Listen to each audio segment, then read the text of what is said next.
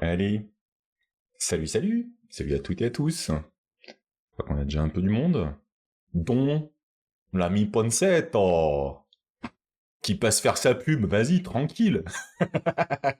Non, je suis super content. Donc ça veut dire qu'on va recommencer, mesdames et messieurs, sachez que normalement, croisez tous bien les doigts, Olivier a annoncé la reprise de ses streams à midi à partir de lundi prochain. Donc nous allons pouvoir refaire ce tandem que j'adore. Bon, j'espère que tout se passera bien, que tout tourne, que ta fibre fonctionne, que le déménagement se passe bien, Olivier, et puis avec un immense plaisir, voilà.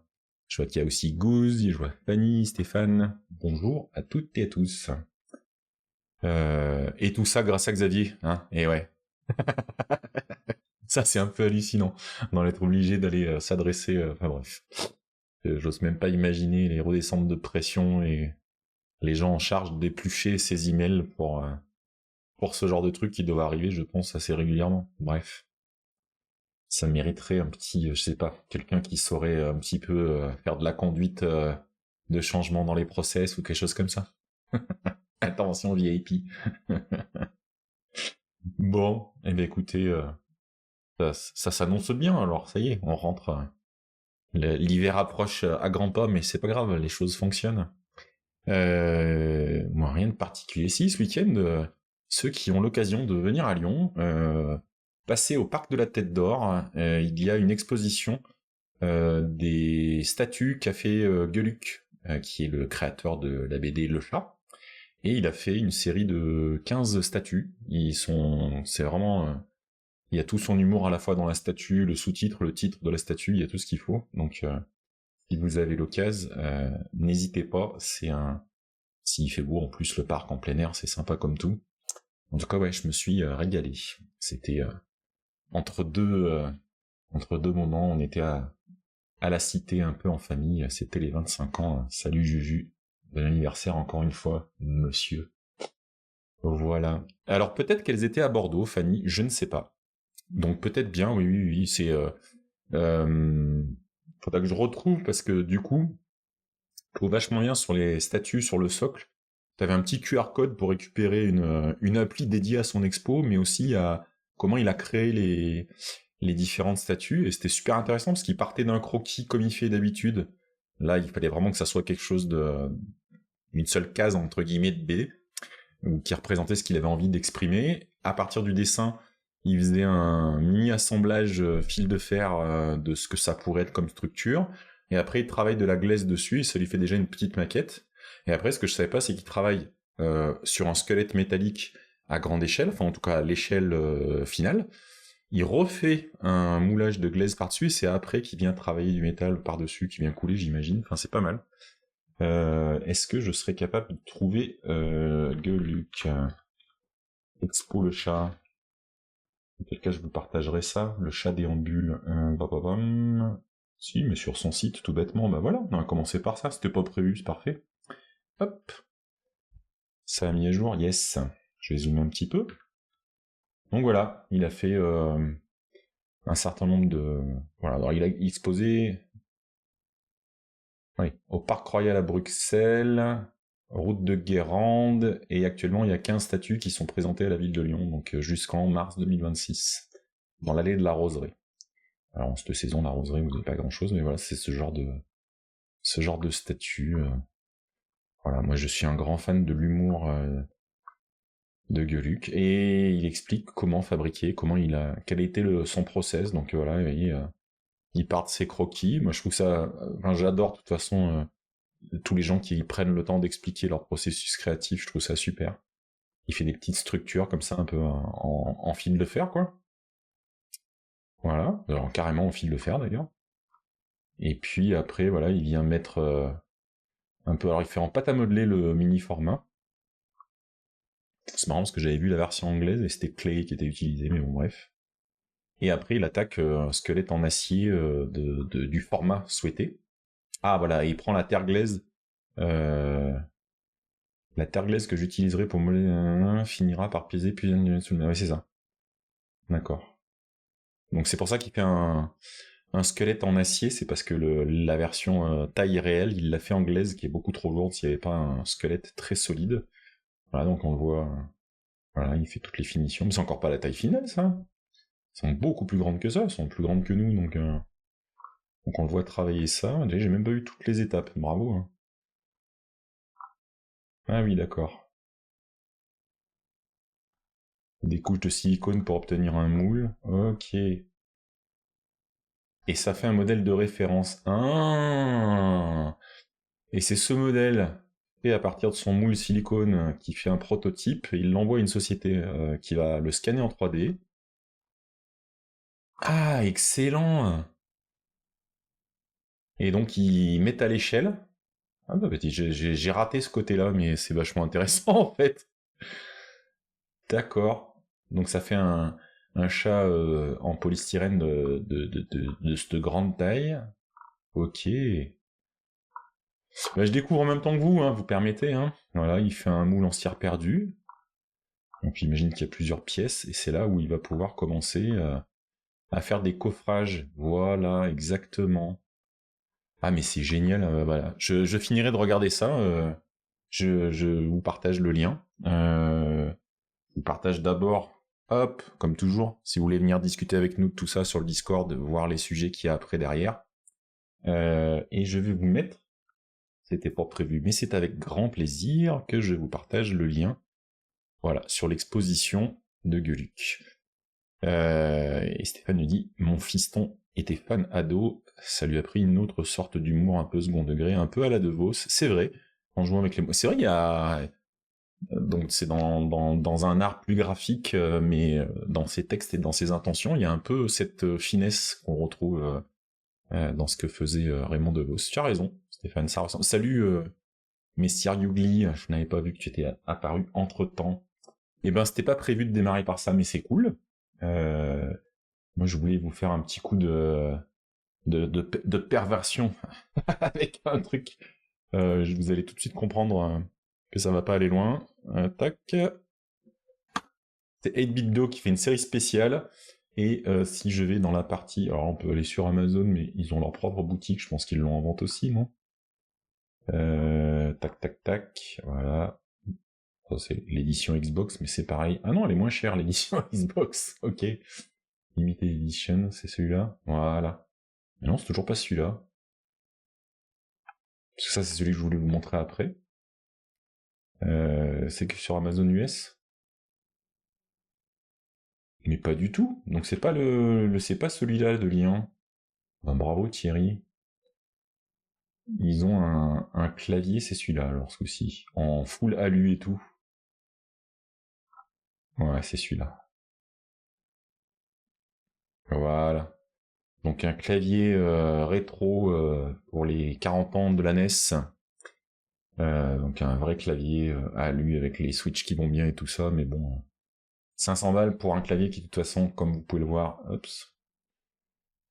ça a zoomé, c'est pas là que je veux, je voulais la partie clavier, alors, ok, c'est un clavier de toute façon, alors QWERTY certes, mais Windows, on doit pouvoir redispatcher un peu les touches en AZERTY, mais avec les touches contrôle et tout, et 500 balles surtout, quoi, j'ai beau être un peu fêlé, peut-être pas exagéré. Du coup, j'ai pas mis le bon lien, mais c'est pas grave. J'irai le recopier après. Tac, il y a une édition. C'est en jonglant par là que je suis retombé dessus. On va y arriver. Voilà. Non, c'est encore pas cette version, mais ils en ont plein en fait. Oh, c'est génial. Il y en a plus que ce que j'avais vu. On a la rétro 68, voilà. Non, ça c'est le full, super cher. On en a un à 80€. Et c'est marrant, il le classe comme ça.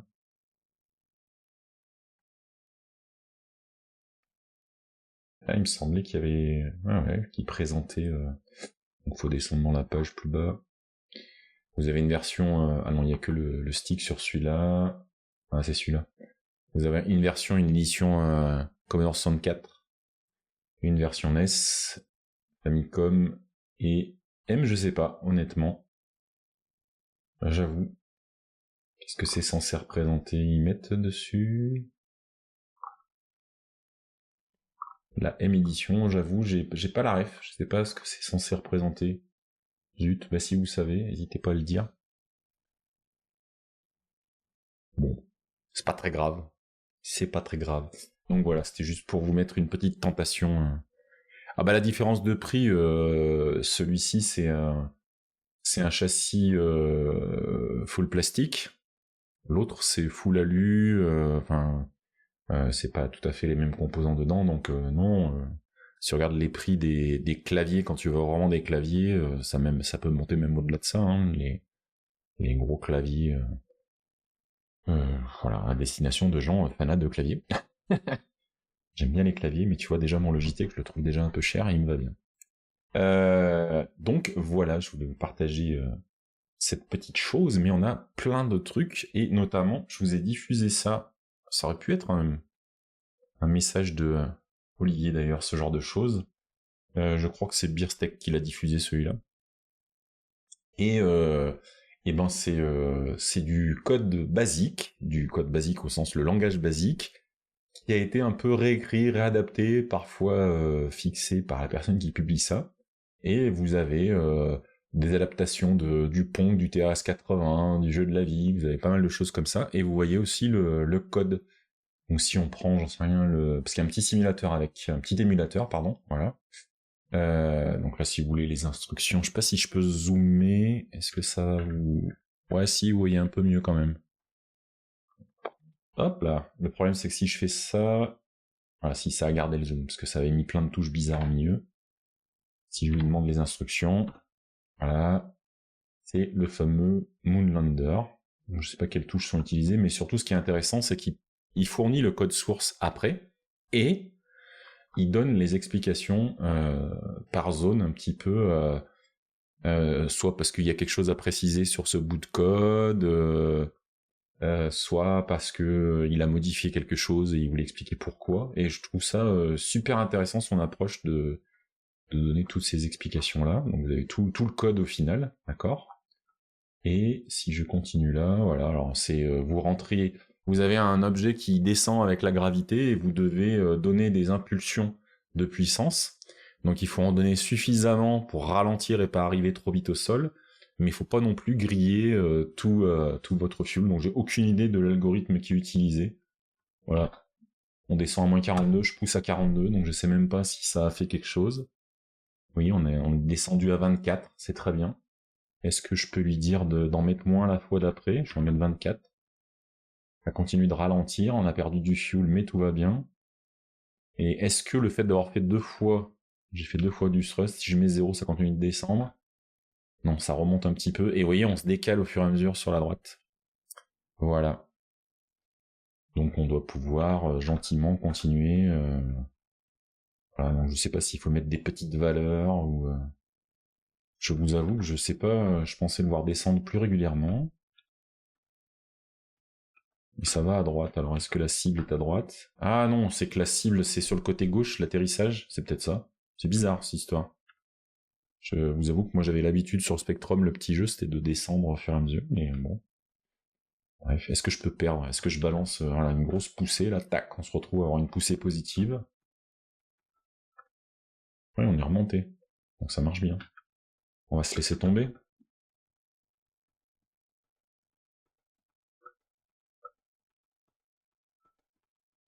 Voilà, donc c'était... voilà, ceux qui veulent savoir à quoi on passait notre temps en étant plus jeune, bah, c'était ça. Des fois des jeux où il fallait rentrer des valeurs et en avant.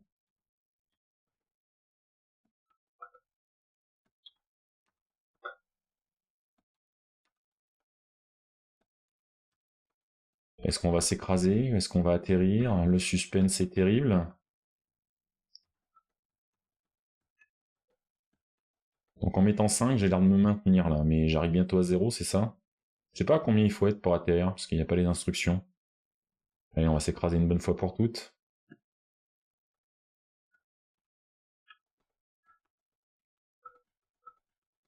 Ouais, faut laisser faire un peu la gravité.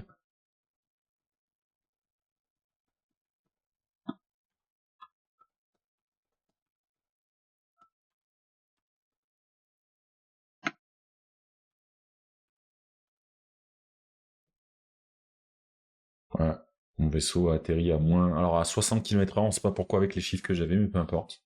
Et ça vous donne un score. En tout cas, si vous voulez profiter de de quelqu'un qui a pris du temps de parler du basique et d'autres choses. Vous avez un tas d'exemples ici à observer. Voilà, à mon avis, c'est... Voilà. Ici, vous avez pareil, les explications sur le code. Alors, dans le about, est-ce qu'il donne un peu plus d'explications? Voilà, il dit qu'il avait commencé, son premier micro-ordinateur était un TRS-81, et voilà, il récupérait des codes sources. Voilà. Ok. Donc, il utilise un outil qui s'appelle Basic Anywhere, qui permet d'exporter du basique pour être utilisable dans un browser, donc pourquoi pas. Donc moi je voulais vous partager ce petit truc parce que j'y ai passé un petit peu de temps l'autre jour à regarder un peu tout ça et j'ai trouvé ça plutôt sympa. Donc je sais pas, j'imagine qu'il y en a là, je vous vois là dans le chat. Je pense qu'il y en a qui ont fait du basique, qui ont commencé par ce genre de choses, forcément. Il n'y a pas que des jeunes femmes et des jeunes hommes qui me suivent, je n'y croirais pas. Il doit y avoir des gens avec, comment on dit, expérimentés. Voilà, ça c'était pour la partie sur le basique. Et l'autre partie, en fait, je vous ai mis le lien tout à l'heure, je vous le remets. C'est que des fois, on discute sur le Discord, et je crois que c'est Stéphane qui a posé une question, où il a des gens plein de sagesse. Le ZX80, bah ouais. Oula, avec le style optique du MO5, c'était déjà vachement avancé, ça, comme machine. Moi, j'étais déjà au collège, on étudiait ça, on utilisait ça.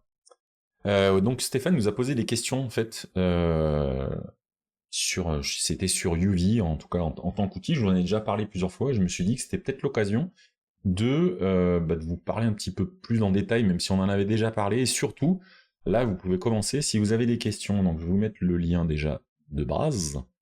L'entité derrière, elle s'appelle Astral. C'est eux qui ont fait, certes, UV, mais ils en ont fait d'autres d'outils. Et il y avait des questions sur UV, donc je dis pas que j'ai une expertise folle, mais en tout cas, je peux répondre à ce que moi j'ai rencontré.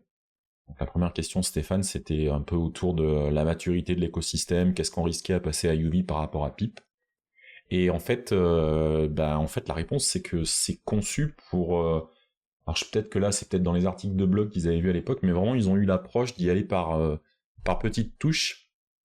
Et déjà, la première chose, quand UV est arrivé, l'essentiel, c'était, au lieu de taper PIP, on tapait UV PIP, et on passait par cet outil-là, qui avait optimisé un petit peu à la fois l'algo, la perf de l'outil, un certain nombre de performances qui permettaient de faire les installations de vos packages et de vos dépendances avec beaucoup plus de rapidité. Il y avait une gestion un peu différente de PIP, et donc le premier intérêt c'était là. Mais depuis, on est allé plus loin. Je vous mets, je partage le petit lien sur la partie doc en elle-même. Alors il y a le projet GitHub, c'est open source, vous pouvez aller voir la partie source elle-même.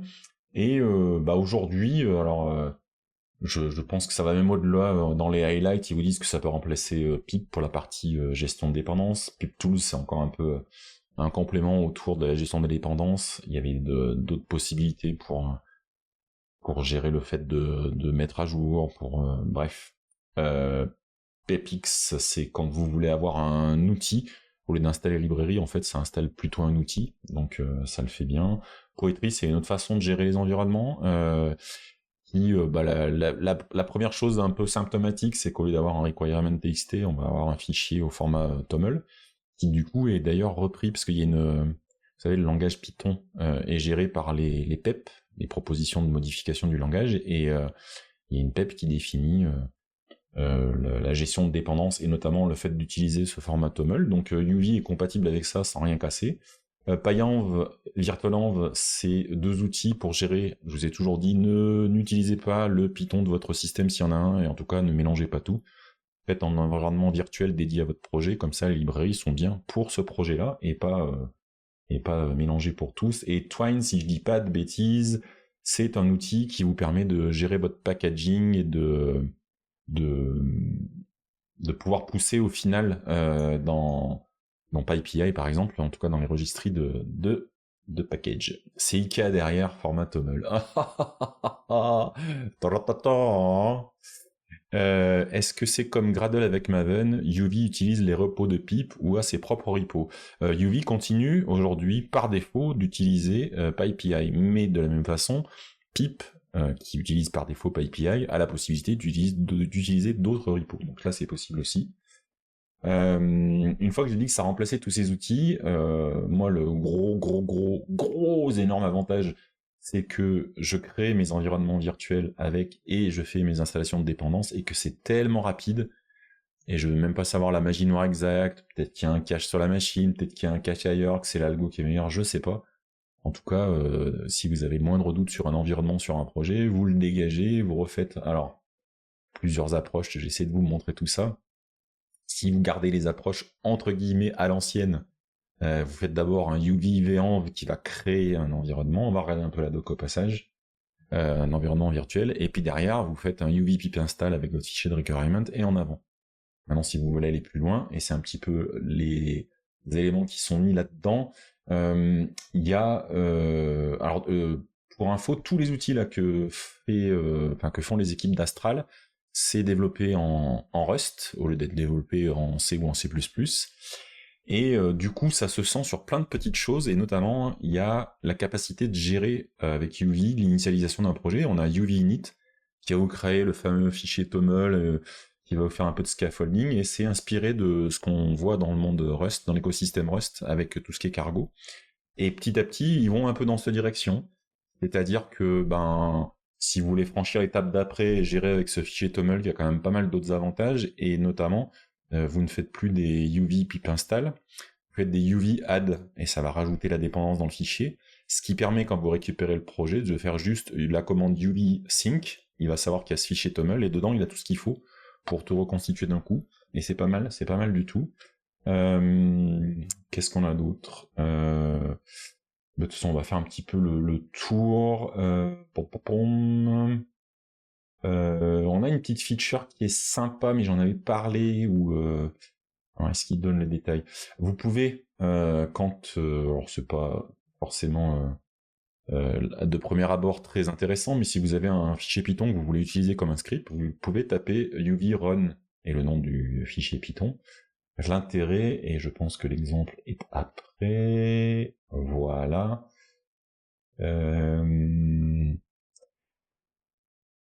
C'est pas celui-là. Alors vous pouvez, avec UV, la commande UV init de création de projet, vous pouvez créer juste un fichier script. Vous pouvez commencer à dire quelle version de Python on va y revenir, la façon de gérer ça aussi derrière.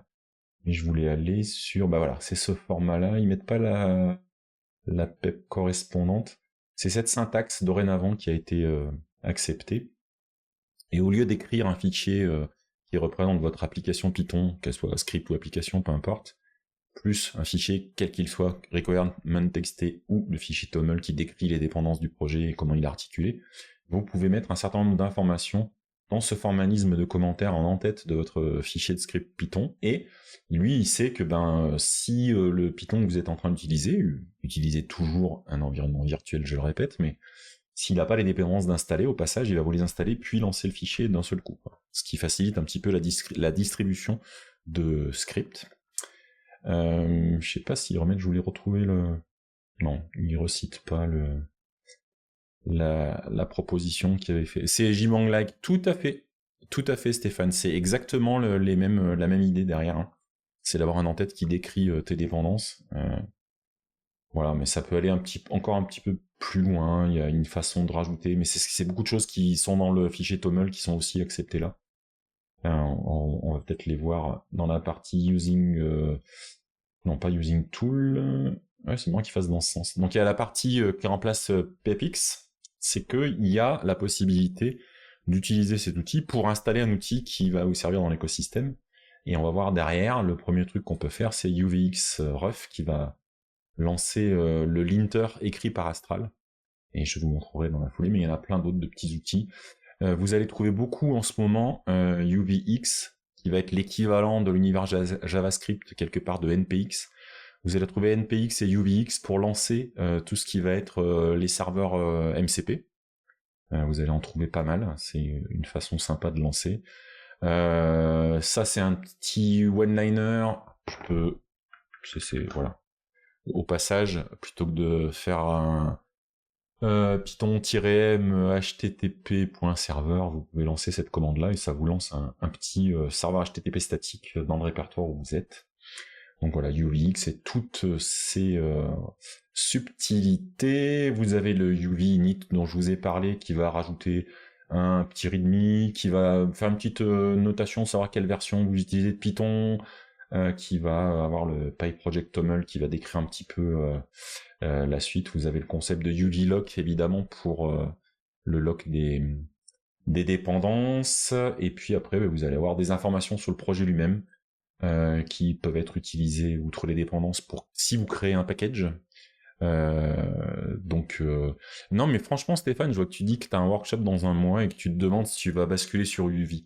Tu peux déjà faire cette première étape où tu remplaces tout ce que tu avais prévu comme commande pip, tu le remplaces par la commande UV pip. Et déjà, tu auras un gain là-dessus déjà. Tu n'es pas obligé d'aller tout de suite sur le projet complet, c'est pas obligatoire. On peut procéder par petites touches et c'est pas plus mal. Voilà, il vous explique un peu tout ce qu'il y a dans le fichier. Ce que je vous disais tout à l'heure, là, si on veut faire ajouter le package de request, on fait UV add request. Il ne montre pas le format de fichier que ça donne. Ah, j'aurais voulu qu'il le montre plus bas peut-être. Non. Et après, vous avez la partie quand vous allez commencer à vouloir construire des packages et les publier. Il y a aussi, alors j'ai pas du tout utilisé encore cette partie-là, entre UV build et UV publish, on va retrouver comme l'outil Twine tout ce qu'il faut pour préparer. Vous avez votre concept de connexion. Est-ce que vous avez un utilisateur habilité à pousser un package sur PyPI ou une registrie interne, parce que ça c'est possible aussi évidemment. Et c'est ce genre d'outil qu'on va avoir. Bah tu vois, il y a même un guide, tu vois, Steph. Migrate from pip to UV projects. Ouais, je sais pas ce qui conste. Ouais, écoute. Coup de pip compile si on veut vraiment être sûr. Ouais. Non, mais t'as quelques indications, mais franchement, déjà en commençant tout simple, comme je te l'ai dit tout à l'heure, en remplaçant avec UVPip, tu vas. Oh, Fanny, j'avais pas vu. Mais quel trait d'humour exceptionnel!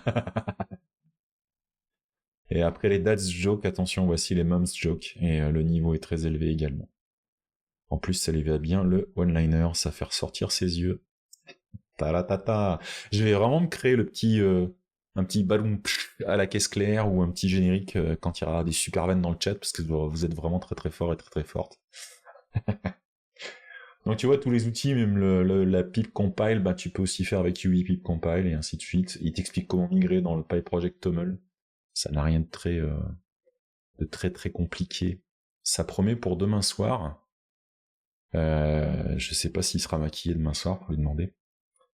Donc voilà, après, qu'est-ce qu'il y a d'intéressant? Ah oui, il y a les intégrations sur différents projets.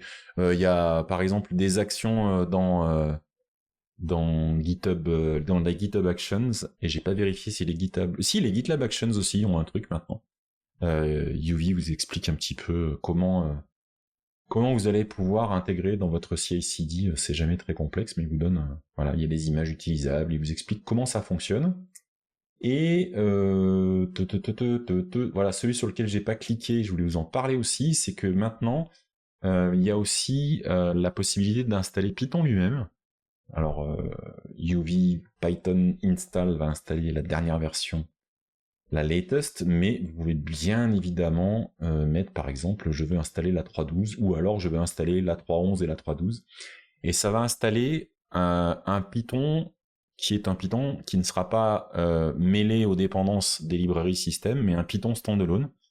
Et il faut savoir que c'est un projet qui existe depuis déjà un petit moment, qui est souvent plébiscité, notamment pour les CI, ou quand vous voulez pas trop vous mélanger et polluer trop la machine, c'est pas mal aussi.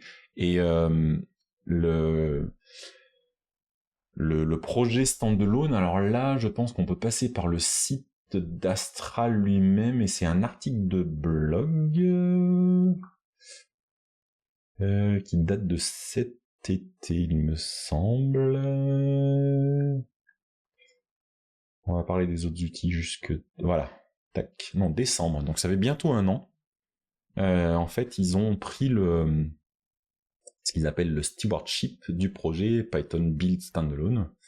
qui permet d'avoir des librairies, des versions de Python portable. Quand on dit portable, c'est vous prenez le Python, vous le posez tel que, du moment que c'est l'architecture de la machine, il n'y a pas de souci, tout est dedans, il n'y a pas de dépendance sur des librairies système autres.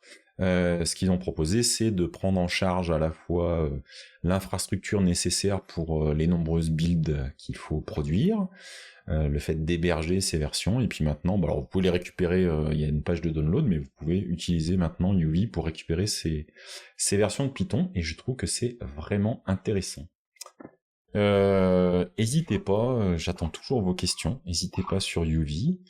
Ah oui, il y a Tadix demain. Ah bah bien sûr, bien sûr. Un petit bonjour par ici, salut Urzin.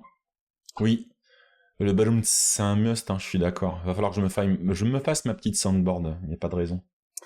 Je vais quand même prendre le temps de vous parler d'autres outils produits par Astral. En tout cas, un que j'utilise régulièrement qui s'appelle Ruf. Donc Ruf, c'est un linter et un formateur. Qui vous donne un exemple, il y a Flake 8, PyCode Style, PyLint, qui, donc, une chanson, ouais, je peux chanter si tu veux, bien sûr. C'est pas la première fois que je le ferai. Le linter, le principe, c'est de vérifier que des conventions sur la façon d'écrire du code sont respectées, mais ça peut aller même un petit peu au-delà, puisque ça permet de définir s'il y a un pattern peut-être un peu douteux, ça peut aller un peu plus loin. Et tout ça, je vais vous mettre le lien aussi, parce que ça va avec, ça correspond à la fameuse PEP 8, qui est le style guide pour le code Python.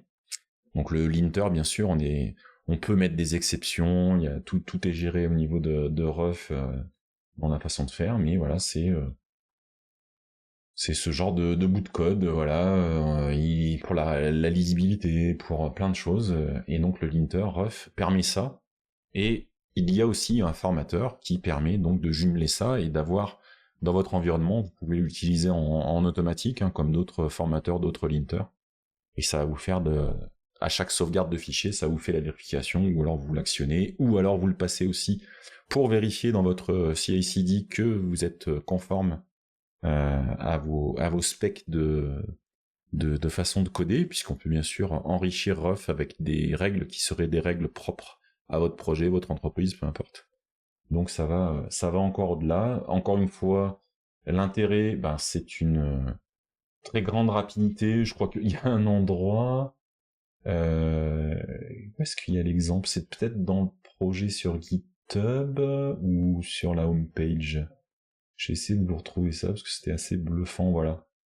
Vous voyez, il simule à l'échelle, on a le fait de faire un passage de linter sur la codebase de CPython. Donc il faut 0,16 secondes pour Ruf, 5,97 secondes pour Autoflake, et puis là ils mettent à l'échelle tous les autres pour montrer. Alors voilà, on est d'accord, hein, c'est une vision qu'on vous présente pour avoir un peu un impact marketing. Je ne sais pas les conditions dans lesquelles ont été réalisés ces tests, évidemment. L'idée c'est ça, c'est d'avoir cette grande rapidité pour faire votre linter. L'intérêt aussi c'est que ça vient s'articuler avec un usage du PyProject TOML, où vous pouvez définir vos règles pour Ruf, vous pouvez les définir en dehors, hein, c'est pas interdit évidemment. Vous allez avoir l'interaction avec la façon de l'installer avec UV comme on l'a vu tout à l'heure. Et puis il y a l'intégration dans la plupart des outils. Bien sûr, c'est ce qui est remonté qui est important, je suis d'accord. Mais un linter qui alors, je sais plus, tu travailles sur un projet énorme, il y a un linter, il te répond en 0,16 secondes et l'autre il te répond en 60 secondes. Il y en a un des deux que tu vas utiliser en fait et l'autre tu ne regarderas même plus. La rapidité est importante pour le feedback donné aux développeurs en cours de développement. Pour que ça ait du sens pour lui, il faut aussi qu'il ait une remontée régulière, facile et rapide. Donc je suis d'accord. Derrière, ils sont totalement conformes avec la PEP 8 à la même hauteur que les autres outils, les autres linters existants. Donc là, il n'y a pas de doute. Mais sinon, je suis d'accord, ça sert à rien d'aller vite si c'est pour faire n'importe quoi. On est bien d'accord, on n'est pas dans ce cadre-là. Qu'est-ce que ça vous rajoute que je voulais vous montrer? Non, sur Ruf, c'est à peu près tout. Linter, formateur. Moi, je l'ai en formateur automatique aussi. Ça me permet en termes de lisibilité, je sais que je suis dans mon projet parce que j'ai mon petit formatage Ruf que j'ai l'habitude de voir aussi avec la façon de coder. Donc ça me va très très très très bien. Et ils ont également deux autres outils. Ils ont mis au point un outil pour se baser sur déjà les informations. Je sais que ça fait débat à chaque fois. Pour moi, il n'y a pas débat. Vous faites comme vous voulez. Perso, ça m'aide de rajouter. Il y en a qui diront ce sont des indications de type, mais si vous mettez un type checker, ça devient des vrais types pour moi, et ça me convient. Pour 90% de mes usages, c'est très très bien. Donc ils sont en phase, que je dise pas de bêtises, on est en alpha. Et ce qui m'a surpris, j'avais pas vu, ils sont en train d'écrire une package registry qui s'appelle PyX. Mais voilà, c'est sur une waiting list, donc je suis étonné qu'ils appellent ça une bêta. Ah, mais peut-être une bêta avec des entreprises derrière. J'ai pas suivi. Donc ils vont jusqu'au bout de fournir tous les outils de toute l'infrastructure nécessaire. Et une fois que vous avez tout ce système qui collabore, vous allez gagner en fluidité et je pense que les outillages autour vont suivre. Donc voilà les éléments dont je voulais vous parler de chez Astral. Donc s'il y a des questions, j'y répondrai. S'il n'y a pas de questions tout de suite, vous pouvez toujours... il y a toujours mes coordonnées dans les replays, que ça soit sur Twitch ou sur YouTube. Et puis encore une fois, si vous êtes curieuse ou curieux, n'hésitez pas à venir papoter de tout ça et venir me dire Thierry, t'es trop nul, ça sert à rien les types dans Python. Ce à quoi je vous dirai, tu as raison, fais comme tu le sens. Donc voilà, si vous voulez poser des questions autour des outils Astral, je vous dirai un petit peu ce qu'il en est de ce que moi j'utilise. J'ai pas d'énormes projets actuellement en Python, donc voilà. Je voulais pas vous laisser. Python, ça sert à rien. Ah bah écoute, mais c'est pas une question du coup. J'aime bien, on dirait les trucs dans les conférences avec la personne qui lève la main mais qui a pas de question. Bah Python, ça sert à rien. Ouais, c'est vrai. Mais ça sert à rien l'informatique, c'est nul.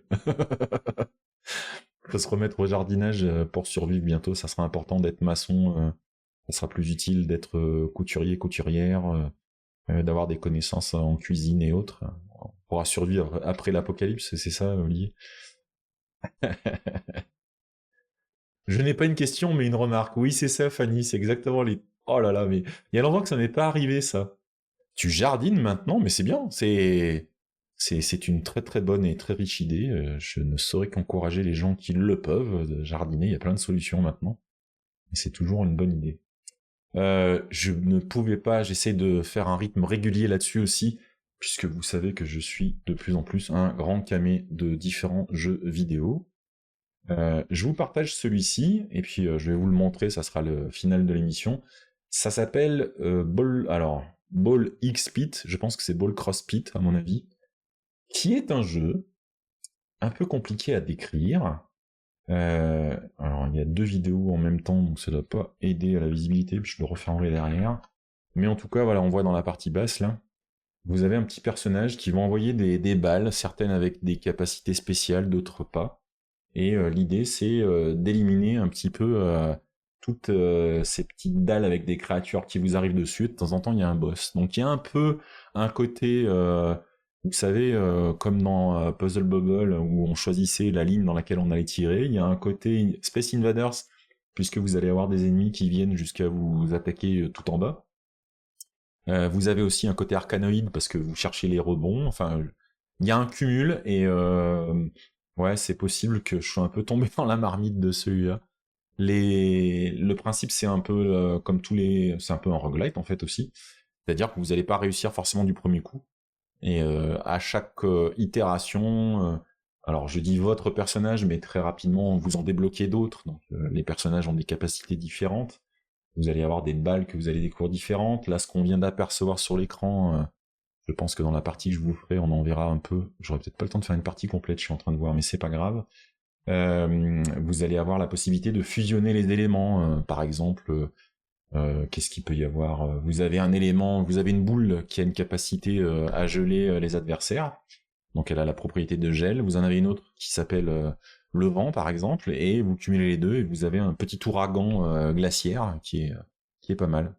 Oui, oui, ça peut aller vite, hein, les jeux un peu accro. J'ai peut-être pas le temps de faire une game complète, mais ça me ferait mal de pas vous le montrer quand même. Je vais le lancer comme ça. Je vais essayer d'aller voir à côté, donc ça va switcher dans tous les sens. Accrochez-vous. Bah non, parce que je l'ai pas lancé. Je vais le lancer à côté.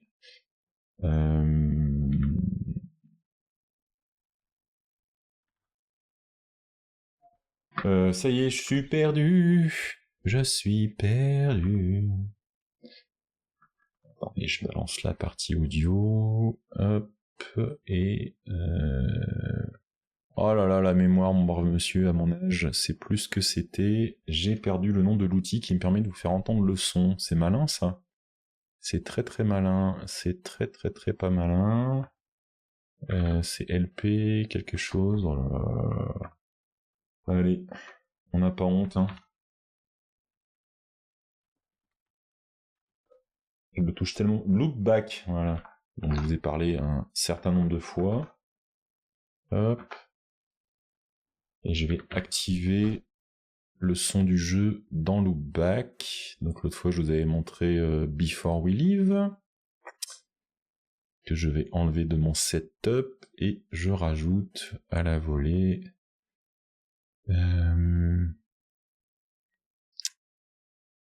Pourquoi il ne le voit pas? C'est pour m'embêter.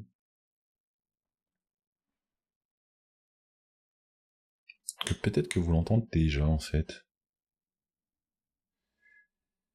Il voit pas GeForce comme application. C'est mignon ça. Comment je fais d'habitude quand ça fonctionne? Non mais je suis d'accord Fanny, en fait, t'y joues quelquefois à une fréquence régulière, je suis d'accord. Non mais je sais que vous avez pas de son encore, mais c'est juste... Pourquoi... Pourquoi... Ah mais si, parce que je l'ai déjà dans ma liste, il faut que je l'active, c'est tout. Et si je regarde sur l'audio mixeur... Vous avez un petit fond musical, vous devez déjà avoir un petit quelque chose, une petite musique. Pas du tout lancinante et pas du tout ça vous rentre dans la tête. Je vous préviens, bonjour les rêves à la Tetris. En plus de la partie jeu, il y a aussi un côté, vous construisez une zone avec des ressources que vous récoltez de temps en temps, qui vous permettent de construire des bâtiments. Ces bâtiments vous donnent des capacités spéciales à rajouter à vos personnages, donc ça fait partie de l'ensemble. J'ai quand même vite vous montrer, vous voyez j'ai déjà débloqué 6 personnages, mais il y en a encore plein d'autres. Autant vous dire que c'est pas du tout du genre... Pas de panique Fanny, la partie construction et juste pour obtenir quelques bonus, c'est pas là où on passe le plus de temps. Je t'ai pas montré un jeu de factory, tout va bien. J'en sais rien, tiens, un personnage que j'ai pas encore joué, peut-être celui-là. Celui-là, je sais plus. Bref, il y a plein de personnages différents, je vais vous en lancer un. Là, j'ai déjà désactivé le principe s'il y a des niveaux de plus en plus loin, là j'ai activé seulement le deuxième. À chaque fois que vous réussissez un niveau, il faut le réussir avec 2 personnages différents, ça vous débloque le suivant. En tout cas, c'était ça pour le premier, peut-être que là c'est pas pareil. Et là, vous voyez, je l'ai déjà réussi avec 3 personnages, et on va essayer avec celui-là. J'envoie le jeu, vous allez voir, le principe, il est à la fois simple, mais je trouve très addictif, et je vais essayer de pas me laisser déborder, parce que je travaille dans la foulée quand même. Donc voilà, les petits personnages en haut. Par défaut, donc vous voyez en haut à gauche de ma fenêtre, j'ai ce qui correspond à la boule de poison qui est de niveau 1 au départ. Chaque boule spéciale peut monter jusqu'au niveau 3. Quand elle arrive, quand il y en a plusieurs au niveau 3, on va pouvoir commencer à les fusionner. Voilà, vous avez la majorité des règles. Voilà. De temps en temps, j'ai ramassé les petits points d'élimination qui me font de l'expérience. Ça rajoute des capacités. Chaque capacité a une influence sur une partie du jeu. Et à chaque fois, ici, soit je rajoute une boule, soit je rajoute des bonus passifs. Toujours avoir bien 4, vous avez 4 slots de boules en haut. Toujours avoir 4 boules avant de faire autre chose, à mon sens, c'est ce qui est le plus efficace. Voilà, donc là maintenant j'en ai 2, vous voyez, ça enchaîne. J'espère que le son est pas trop fort, n'hésitez pas à me le dire, on va après changer à la volée en même temps. Peut-être à un moment bonus. De toute façon, je risque de voir un solo. Donc là, ce qu'on voit en haut à... Ah oui, ça coupe un peu mon écran en haut à droite. Ah oui, c'est dommage, vous voyez pas... Ah, j'avais pas fait gaffe. Faudrait que je retaille un peu mon écran quand je suis en mode GeForce. Ce que vous ne voyez pas sur la droite, il vous montre pas grand-chose. Vous voyez là, toute la zone de jeu, là, vous la voyez, mais juste un peu sur la droite, il y a une barre qui représentera le niveau de vie quand il y a un boss. Je crois qu'il y en a 2 ou 3 par level. Donc on va continuer. Vous voyez, après, il y a les bonus de ce type-là. On peut avoir plein de petites baby balls qui apparaissent de temps en temps. Mais là, toujours la règle initiale, c'est de continuer d'augmenter la force de frappe de tout ça avec un maximum de balles spéciales. En version française, c'est assez rigolo. Les balles, c'est les béboules. Donc c'est le pays des béboules. Votre cité s'appelle Béboulone ou un truc comme ça. Donc ça coûte pas cher de faire de l'humour à deux boules. Ah ah ah. Moi aussi je sais faire. Et ce que vous voyez pas, donc je disais aussi à droite, vous l'apercevez, le petit carré que vous voyez en haut à droite, c'est que le jeu, alors je vais pouvoir le faire à la volée. Voilà, vous voyez, là ça va à toute vitesse. Alors je vais le jouer à grande, je joue jamais à cette vitesse, moi, parce que je suis, ça me rend fou à cette vitesse. Ne faites pas, enfin faites comme vous voulez, mais je peux pas jouer à cette vitesse là. Le début oui, mais après, ça, il y a de quoi devenir complètement marteau. On peut éventuellement sur cet écran, si vous avez accumulé des pièces, faire un reroll. Par exemple, je pourrais dire je veux un reroll pour avoir une 4ème boule différente, mais bon, on va prendre un level. Et je vais revenir à une vitesse pour un humain Titi. Voilà, vous avez eu le petit truc coloré. C'est dans un premier temps, ça vous permet d'avoir des upgrades un petit peu aléatoires de un niveau pour vos éléments. Et quand vous allez voir, voyez en haut à droite, j'ai la boule de feu qui est déjà niveau 3. Quand j'en aurai une deuxième, je pourrais commencer à avoir des fusions par le biais de cet élément. J'ai pas encore regardé qu'est-ce qui fait que j'ai cet élément qui apparaît là, qui me permet la fusion. Je pense que c'est en fonction du nombre d'expériences que vous avez, d'adversaires que vous avez éliminé. Vous voyez que je vise avec le petit viseur là en haut. Donc c'est indépendant, avec le clavier je me déplace. Voilà, donc là j'ai un bonus parce que j'ai nettoyé l'écran. Ce qui est assez rare. Voilà, j'ai pas de 4ème boule, je vais relancer. Voilà, donc là je commence à avoir des trucs intéressants, enfin en plus. Soit ça peut multiplier les balles, soit ça commence à celle-ci intéressante parce qu'elle vous soigne aussi. Allez, on va multiplier, on va foutre de partout, plein l'écran. Hop. Voilà, et le truc c'est que moi, depuis que j'ai commencé à y jouer ce truc, j'en ai des rêves, littéralement. Je rêve d'esquiver des balles dans tous les sens. Voilà. C'est très addictif. Si vous êtes sensible à ça, je vous préviens, faites attention. Ça ne sera pas vraiment de ma faute si vous tombez dans la marmite. Quand je contourne en disant que j'aurais peut-être un niveau 3 avant, mais ça n'est pas le cas, donc on va aller. On va quand même faire un coup d'upgrade. On est encore bon sur le timing. Hop. Je laisse en vitesse 1 parce que sans déconner, mais j'avais vu une vidéo de mecs qui jouent en vitesse 2 ou 3, on n'a pas le temps de voir ce qui se passe, donc pour me faire découvrir le jeu c'est un peu dommage. Je préfère abandonner ma partie sur la fin, c'est pas méchant. Alors l'idée c'est quand vous pouvez mettre des balles derrière, c'est vachement bien parce qu'elle reste captive, elle fait plein de dégâts faciles sur tout le monde.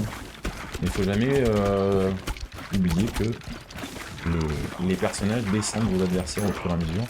Si je passe à côté, alors attendez, hop, on va augmenter celle-ci. Je ferai peut-être un live dédié à ça à l'occasion. Les petites trucs vertes, c'est pour vous soigner aussi, vous augmenter vos points de vie. Si je me mets à côté, vous voyez les points d'exclamation qui apparaissent, si je reste trop longtemps, il va me sauter dessus et faire des points de dégâts. Faut pas rester trop près, trop longtemps, des fois on n'a pas le choix. Et en bas, bah, il produit ça et il finit par vous sauter dessus. Et vous terminez au corps à corps, comme dirait l'autre. Et là, on va me proposer, vous voyez, soit des fusions, parce que je crois que là c'est quand vous n'avez pas tout essayé, soit vous avez éventuellement des évolutions, des choses que vous avez découvert à une fusion précédente. Donc ça celle-ci, c'est les flammes. Bon, on va essayer une combinaison pour vous montrer. J'ai toutes celles niveau 3 et je peux toutes les combiner, donc je sais pas si on veut faire du poison qui glace. Au pire, vous cumulez exactement les effets de vos 2 balles précédentes, et au mieux, ça fait un nouvel effet. Donc là, j'ai juste cumulé les 2 effets. Mais c'est comme ça qu'on trouve les nouvelles combinaisons. J'en ai quelques-unes que je commence à connaître, que j'aime bien. J'ai l'impression qu'elles sont efficaces sans les avoir toutes chiffrées. Je dois avoir, je crois, 6 ou 7 heures de jeu, c'est pas encore un... Le problème c'est 6 ou 7 heures de jeu, dans quel intervalle de temps, vous voyez. Voilà, les lasers, toujours très bien les lasers. Je ferai peut-être un petit live consacré à ça quand j'aurai suffisamment joué pour donner des modestes petits conseils une fois que j'aurai joué suffisamment. Mais voilà, je vous ai mis le lien, une fois qu'il y en a qui tombent dans la marmite avec moi. J'aime bien partager mes plaisirs addictifs de jeu, on va dire. Hein, donc voilà, c'est un premier boss, donc il va rester plus longtemps. Vous voyez qu'il a une surface en façade là, si vous avez des rebonds. Est-ce que ce que vous avez peut-être pas remarqué, c'est quand elles rebondissent les balles, quand elles touchent le bas, elles reviennent automatiquement vers moi. Mais si j'arrive à me mettre sur la trajectoire, hop, je la récupère plus vite, donc ça relance plus vite et vous faites plus de dégâts évidemment. Alors, je crois que je vais pas aller plus loin pour me laisser le temps de me préparer avant de recommencer à bosser. Je vais me mettre en mode, voilà, hop, je passe en vitesse 3, donc c'est absolument Je ne prends aucun plaisir à jouer à cette vitesse personnellement, j'aime bien voir un peu ce qui se passe, ça va bien assez vite pour moi. Ça va être mon grand âge. On va essayer d'avancer quand même, mais je pense que ça va vite être le boxon.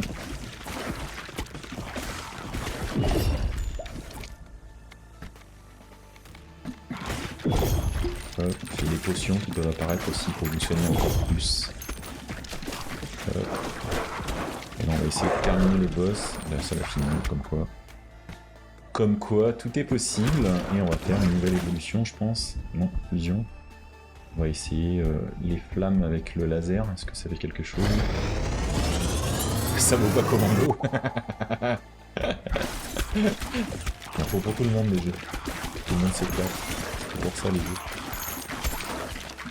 Je comprends pas que j'ai pas déjà perdu. Je suis complètement perdu dans ce que je fais, ça ne se voit pas. Mais ça va beaucoup trop vite pour l'ami âgé. Hop. Hop.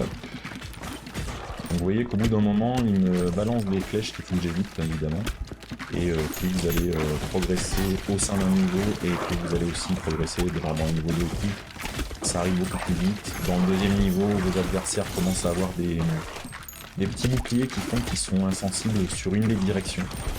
Et par exemple, vous ne pouvez pas les attaquer de face, vous pouvez les attaquer que de côté, enfin ce genre de délire. Et hop.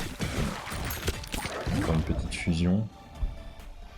Bon, je sais pas ce que ça va donner ça. Hop. Colonel, c'était pas ma guerre. Ah, commando, j'y ai joué un peu. J'ai un copain, pour son anniversaire, je lui ai fait un message, il m'a rappelé qu'on avait passé des nuits et des nuits à jouer à Speedball.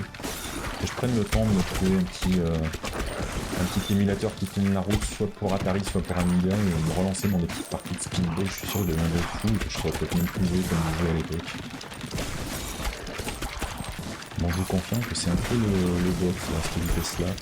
Je prends pas le même kiff. C'est vraiment pour le boxon, hein, mais... Ça va beaucoup trop vite. Bah ça devient un shoot'em up en fait quand tu joues à cette vitesse-là. Mais je te promets que ça en est pas un quand tu joues plus lentement. Là, j'ai pas les stratégies que j'ai d'habitude. Hein. Je sais que j'ai des lasers, donc j'essaie de pas détruire dans une ligne et je m'acharne sur une ligne quand vraiment j'ai monté mon niveau en laser. Ce genre de choses.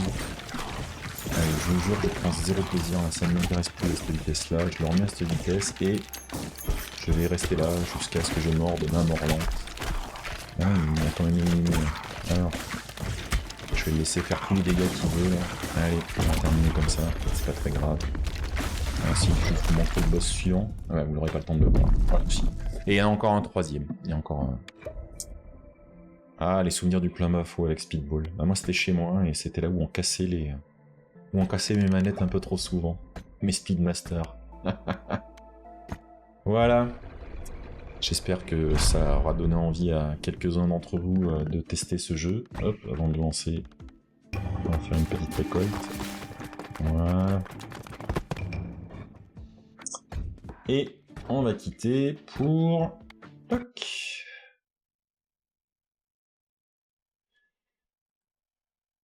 Hop.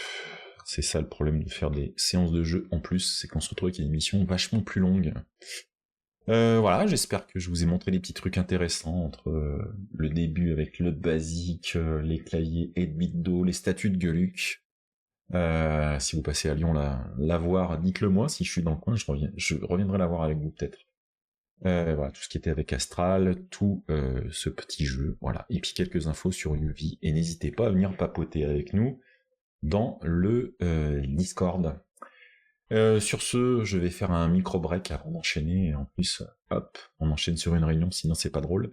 Bon après-midi à toutes et à tous, et n'oubliez pas, la semaine prochaine, c'est festival, puisqu'on aura la joie de faire un petit doublé entre Olivier et j'enchaînerai derrière.